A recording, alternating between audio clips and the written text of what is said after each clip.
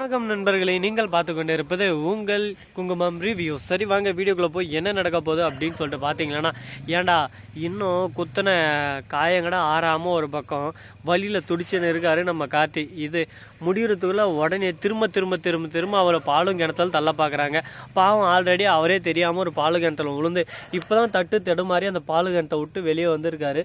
ஆனால் திரும்பவும் பாலு கிணத்துல தள்ளணும்னு சொன்னால் அவர் மனசு தாங்கம்மா சொல்லுங்கள். அவரே குடிச்சு போட்டு ஒரு பக்கம் அஞ்சலி உன்னை நான் கொல்லாம விட மாட்டேன்டி அப்படின்னு சொல்லிட்டு ஊரெல்லாம் சுற்றினு ஊரெல்லாம் ஒரு பக்கம் இது பண்ணிருக்காரு. அப்படியெல்லாம் ஒரு பக்கம் பண்ணு இருந்தாலும் இந்த மாதிரி ஒரு தருணத்தில் என்ன நடக்கும் நீங்களே யோசிச்சு பாருங்களேன்.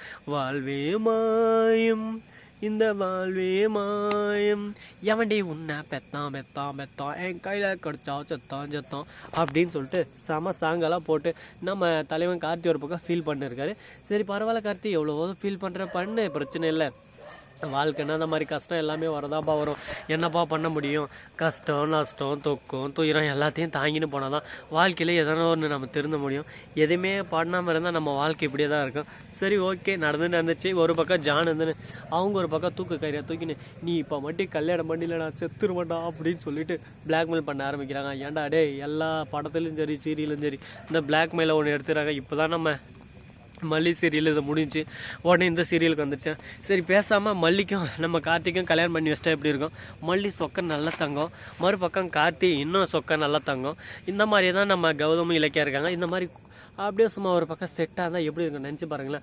அடடா டே, எப்படா வேறு லெவலில் வச்சுக்கிறடே, மாதம் மரணமாக்கண்டா அப்படியே ஜோடிக்கு சும்மா போட்டு கலக்கு சரியாச்சாவில் கலக்கு அப்படின்னு சொல்லிட்டு பாட்டுன்னு வேறு லெவலில் கெத்து காட்டுவாங்களாடா. எப்படா உனக்கு மட்டும் இதெல்லாம் தோணுது அப்படின்னு சொல்லிட்டு பார்த்தேன்.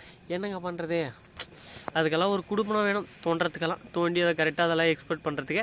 அதை தான் நானும் இப்போ பண்ணின்னு இருக்கேன். அந்த டேரக்டர் இருக்கேன்ல, இது டக்குன்னு போய் மாட்டி இதை மாற்றணுன்னா அதுக்கு ஃபஸ்ட்டு நீங்கள் எல்லாம் நம்ம சேனலை ஃபாலோ பண்ணணும்.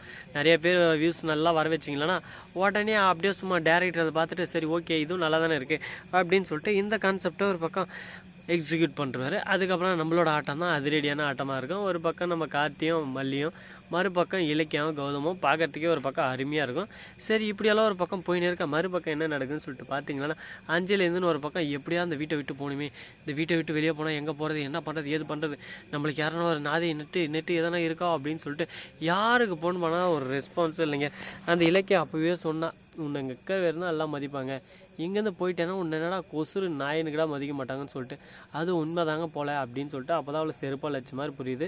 அந்த வீட்டில் இருக்கிற வரைக்கும் நம்மளோட ஹெல்ப் தேவைப்படுச்சு. அதனால் எல்லோரும் நம்மக்கிட்ட வந்து ஒட்டி உடனே இப்போ எஸ்எஸ்க்கு எந்த யார் மணி தெரியாமல் ஃபோன் பண்ணிட்டியா அப்படின்னு சொல்லிட்டு கேட்குறாரு. எல்லாம் காரியத்துக்கோசம் தாங்க அப்போதைக்கு வர்றது. இவங்களுக்கு கல்யாணம் பண்ணி வச்சு நல்லதுக்கு நான் நினச்சினுக்கிறாவே அந்த இலக்கியம் அழிக்கிறதுக்கு இவங்க ஒரு கருப்பு ஆட்டை தேடினாங்க. அந்த கருப்பு ஆட்டை அஞ்சலின்னு சொல்லிட்டு அஞ்சலிக்கே தெரிய காணும். இது எங்கே போய் முடிய போகுதுன்னு சொல்லிட்டு ஒன்றும் புரிய காணும். ஸோ நண்பர்களே, இந்த வீடியோ உங்களுக்கு பிடிச்சிருந்தா லைக் பண்ணுங்கள், கமெண்ட் பண்ணுங்கள், ஷேர் பண்ணுங்கள், டிண்டிங் பெல்லை தட்டி விட்டு போங்க. அப்போ தான் நான் போகிற அடுத்த வீடியோ உங்களுக்கு உடனுக்குடன் நோட்டிஃபிகேஷனில் வந்து கொண்டே இருக்கும். மிக்க நன்றி. தேங்க்ஸ் ஃபார் வாட்சிங். Tata, C you. நன்றி, வணக்கம், வந்தனம், வருக தருக.